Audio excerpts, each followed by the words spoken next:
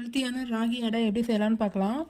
இதுக்கு வந்து வெங்காயம், கேரட்டு, பச்சை மிளகாய் இது எல்லாத்தையும் வந்து சோப்பரில் போட்டு கட் பண்ணி எடுத்துக்கோங்க. இதுக்கு வெங்காயம் கண்டிப்பாக நீங்கள் இதில் தான் கட் பண்ணணும். அப்போ தான் வந்து ராகி அடை வந்து தட்டும்போது பிய்யாமல் நல்லாயிருக்கும். இந்த மாதிரி சின்ன சின்னதாக கட் பண்ணதுக்கப்புறம் ராகி மாவில் உப்பு, ஜீரகம், நம்ம கட் பண்ணி வச்சுருக்க வெஜிடபிள் எல்லாத்தையும் ஆட் பண்ணிவிட்டு கொஞ்சம் கொஞ்சமாக தண்ணி ஊற்றி பிசைஞ்சிக்கோங்க. நான் வந்து இதில் முருங்கைக்கீரையும் ஆட் பண்ணியிருக்கேன்.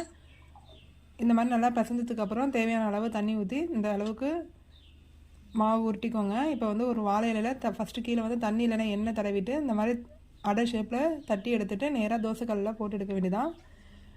இது வந்து சில பேர் துணியிலலாம் ட்ரை பண்ணுவாங்க, வராது. ஆனால் வாழை இலையிலே நல்லா ஈஸியாக வரும். இந்த மாதிரி ட்ரை பண்ணிங்கன்னா கண்டிப்பாக உங்களுக்கு வந்து வாழை தட்டை வந்து பிய்யாமல் நல்லா கிடைக்கும். இந்த மாதிரி செஞ்சு பார்த்துட்டு எப்படி இருக்குன்னு சொல்லுங்கள். இது வேகிறதுக்கு வந்து இது ஒரு 5 நிமிஷம் ஆகும். இதை வந்து ஒன்று ஒன்றா வேக அதே கல்லில் ஒரு சைடில் வச்சுட்டு நீங்கள் செஞ்சிங்கன்னா கொஞ்சம் ஈஸியாக இருக்கும். ராகி தோசையை விட இந்த மாதிரி தட்டை செஞ்சு கொடுத்தீங்கன்னா குழந்தைங்க வந்து நல்லா சாப்பிடுவாங்க. இந்த பாருங்கள், இந்த சைடில் ஒன்று வெந்ததை ஓரமாக வச்சுட்டு அடுத்தது வந்து நான் ரெடி பண்ணியிருக்கேன். இந்த மாதிரி ஹெல்த்தியான ராகி அடை வந்து வீட்டில் செஞ்சு குழந்தைங்களுக்கு கொடுங்க, நல்லா விரும்பி சாப்பிடுவாங்க. இப்போ ஒன்று ஒன்றா வேகிறதுக்கு வரைக்கும் வெயிட் பண்ணிவிட்டு இன்னொன்று வந்து திருப்பி போடுவோம் நம்ம.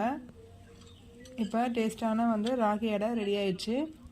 ஓகே காய்ஸ், வீடியோ பிடிச்சிருந்தா லைக் பண்ணி சப்ஸ்கிரைப் பண்ணுங்கள். தேங்க்யூ.